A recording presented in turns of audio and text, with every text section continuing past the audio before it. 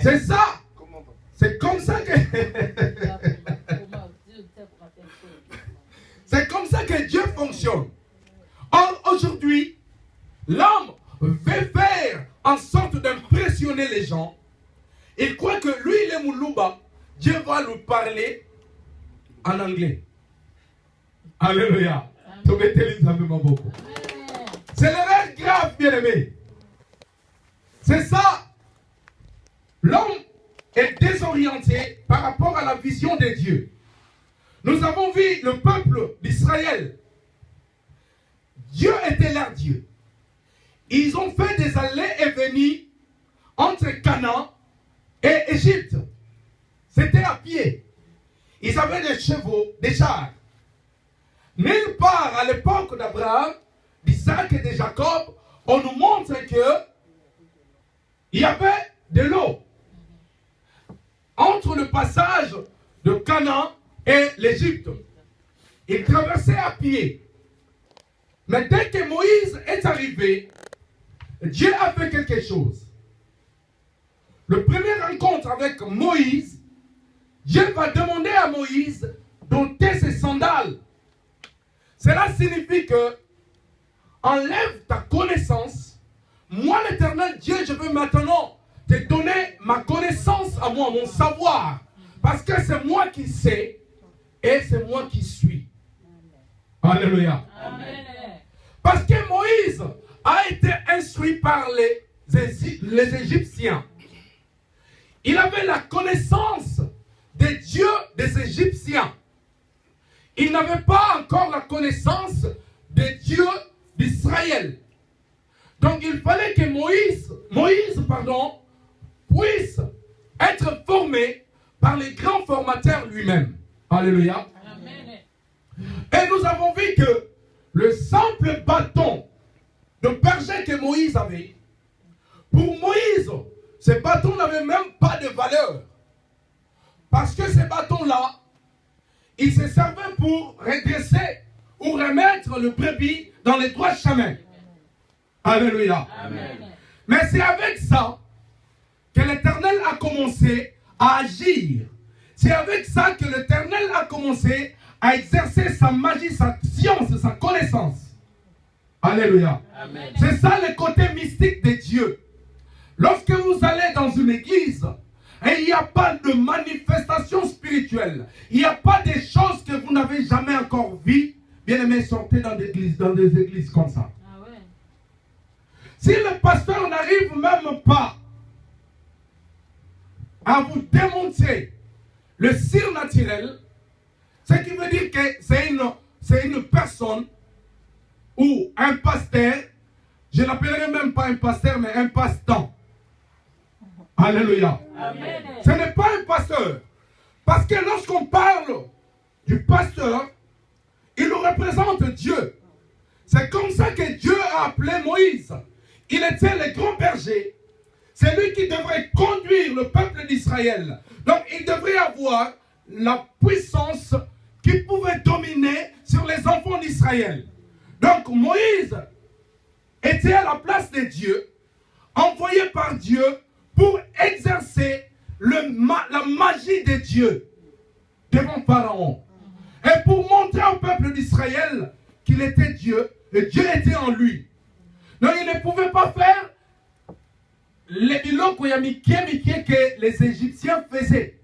C'est pourquoi lorsque Moïse va exhiber son bâton, et les magiciens de Pharaon viennent vers leur petit kindo qu'il a, le serpent de Moïse va maintenant avaler les serpents de magiciens de Pharaon.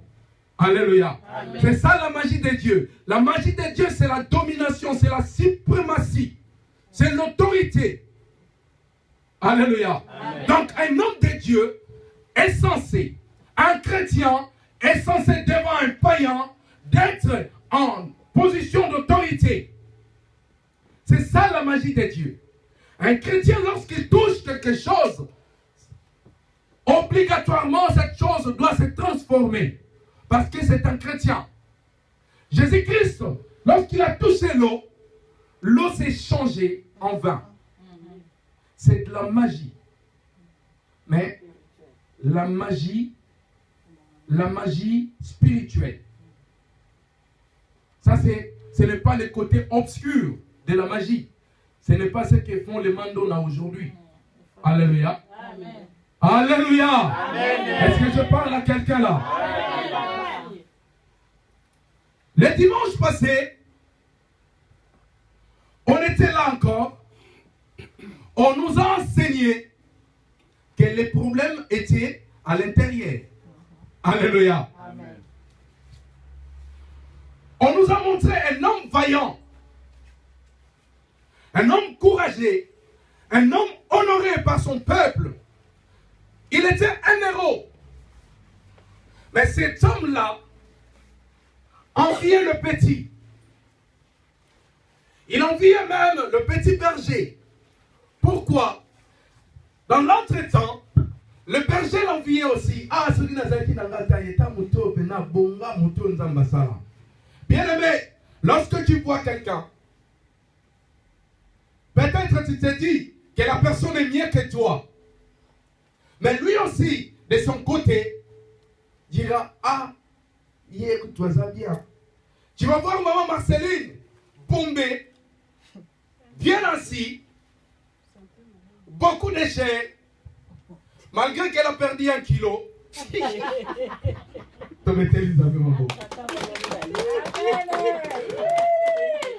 Mais vous ne savez pas ce qu'elle a. Alléluia. Vous ne savez pas, bien-aimé. C'est pourquoi ton problème à toi n'est pas pire que le problème de l'autre. Parce que Dieu sait tout. On a vu que cet homme-là, il avait l'habitude, lorsqu'il rentre chez lui, la première des choses à faire, il enlevait ses vêtements. Parce que dedans de lui, il avait la lèpre. Alléluia. Amen. Vaillant. Il a gagné des guerres. Mais la lèpre l'a rongé, l'a gagné. Il était vaincu par la lèpre. Et cet homme avait une servante qui était esclave dans sa maison. Alléluia. Amen. Et cette petite-là, moi, je l'appelle Mokengeli Nabalidusu. Alléluia. Amen. Moi, j'ai imaginé cet homme en train de regarder sa glace, peut-être Banzaki Yango. Alléluia. Parce que lorsqu'on regarde la glace, et ça ne reflète pas ce que toi tu veux voir.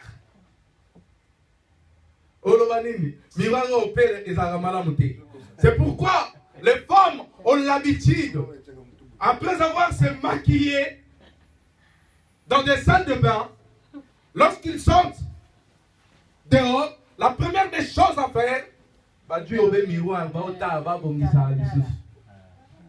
alléluia.